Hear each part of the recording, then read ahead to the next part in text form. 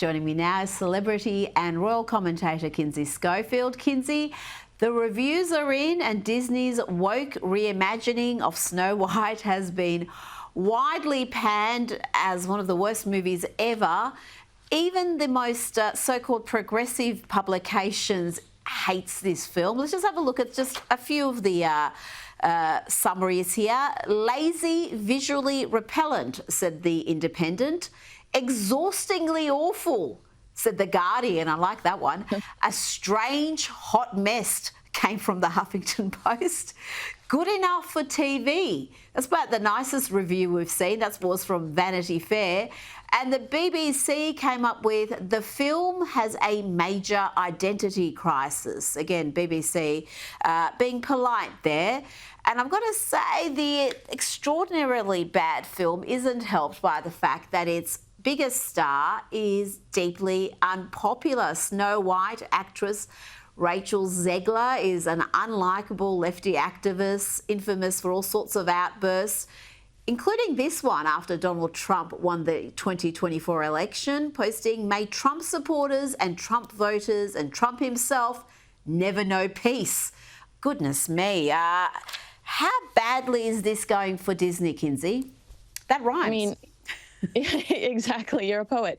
The New York Times reported that Disney bosses exploded in August 2024 after she shared a trailer for the movie on Twitter and captioned it and always remember free Palestine.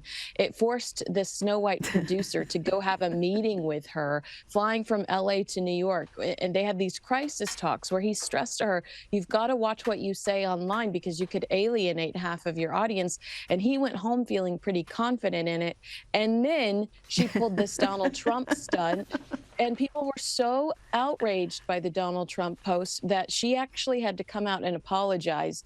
I don't think she's learned any lessons from this. She just seems to be relentless in her being outspoken and politically salacious in some ways, and I think that it hasn't done. Disney has learned their lesson. I think at the end of the day, that's the most important thing. Well, this is the truth. Disney have been burnt before by this sort of activism, and yet they just seem to be on a crusade to destroy much-loved films. And if you want to make a film where the heroine isn't about finding her prince and true love, it's all about her being empowered and this feminist message, write a new script, write a new story. Don't take something that's a much-loved classic and completely mess it up and turn it into this hot mess of lefty activism. Now, let's talk about Harry Potter author J.K. Rowling. She's using a new TV series based on her books to get a little bit of revenge on the ungrateful trio of actors that she made into huge stars, Daniel Radcliffe, Emma Watson and Rupert Grint, who all turned their backs on Rowling because she's taken a stand for women's rights. Tell me about this project. Well, it's going to be on HBO, and auditions are going to begin next month for the children ages 9 to 11. They're looking, again, for Harry, Ron, and Hermione. And the show's casting team are working through 32,000 audition tapes to give you an idea of what a trek this is going to be. And it's going to go through the entire book series. And she's going to executive produce as well, JK. And HBO is saying she's very, very involved in this project. And she is there to ensure that it is faithful to her books.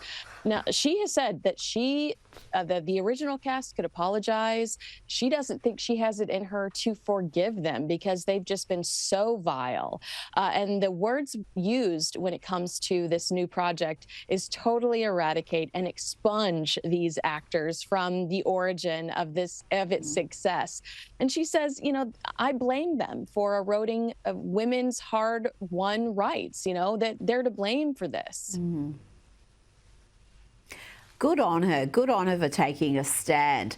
Now, royal author Tom Quinn has told us in his new book, Yes Ma'am, The Secret Life of Royal Servants, that according to Camilla's royal aides, she in fact hated the idea of being queen and would regularly say to Charles, "Can't we get away from all this protocol?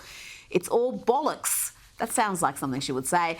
But Charles, who hates swearing, would reply, "You're going to do it. Become queen for me, darling." Kinsey, do we believe these conversations took place? I do enjoy these direct quotes that are being dished up in this book.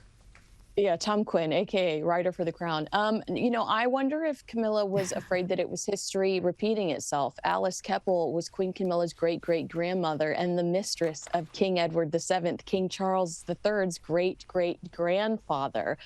So perhaps she thought she would never be the wife, always the mistress. Perhaps she had just grown to accept that. But her great-grandmother was her husband's great-great-grandfather's mistress in the 1890s. Wow. And was so well loved by the man that she was there with him at his deathbed. So, maybe Camilla just thought, I know my role, but I think she's done a really great job of being the queen so far and supporting King Charles. I think she has as well, and I think she's much loved these days because she was probably the most hated woman in Britain during Diana's time after that interview, and she's really shown that she's a servant for the people. She's doing a role she possibly doesn't want to do to support Prince Charles, or King Charles, I should say. Before you go, tell me about this gift that Kay Trump has received from the president. This is, I think, President Trump is telling us who his favourite grandchild is.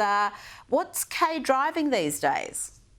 So this is a gift from, I imagine it's Trump or Elon and Trump, but the way that she presents it is that this was a special gift from Elon, and it's some souped up Cybertruck, and she is so proud of how fast she can go in this car. I cringe. I'm so scared. I'm like, put your seatbelt on. But yeah, I think that there's definitely some favoritism there. And hey, this blows all those reports that Trump and Elon have any issues out of the water. Elon is not gifting Trump's granddaughter a car if these two have any behind the scenes beef. Yep, it's been a couple of big weeks for Kay Trump. Her mum has just come out and confirmed she is dating Tiger Woods. I'm sure we'll talk about that later in the week, Kinsey. Thanks for joining me tonight,